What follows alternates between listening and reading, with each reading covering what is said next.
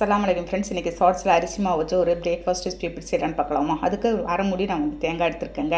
அதை எல்லாத்தையும் துருவி எடுத்துலாம் ஒரு மிக்ஸி ஜாரில் சேர்த்து. அதே மாதிரி அரை கப்பு நான் வேர்க்கடலை வறுத்து எடுத்து வச்சுருந்தேன். அதையும் பொடி பண்ணி எடுத்துக்கிட்டேன். ரெண்டும் அப்படியே இருக்கட்டும். அதுக்குள்ளே நான்ஸ்டிக் பேனில் ஒரு 2 ஸ்பூன் எண்ணெய் சேர்த்து கடுகு பருப்பு கருவேப்பிலை போட்டு நல்லா பொரிஞ்சதும் ஒரு கப்பு வெங்காயம் 2 பச்சை மிளகாய் போட்டு நல்லா கொஞ்சம் நேரம் கண்ணாடி பதம் வர வரைக்கும் வெங்காயம் வதக்கிட்டு மஞ்சத்தூள் ஒரு அரை ஸ்பூன் சேர்த்துருக்கேன். அதையும் நல்லா மிக்ஸ் பண்ணி விட்டுட்டு நம்ம துருவி வச்சுருந்து தேங்காவை சேர்த்து நல்லா மிக்ஸ் பண்ணிகிட்டு இருக்கிறேங்க. இதுவும் அப்படியே இருக்கட்டும், நல்லா ஆறட்டும். அதுக்குள்ளே ஒரு மிக்சிங் போல் ஒரு கப்பு நான் அரிசி மாவு சேர்த்துருக்கேன்.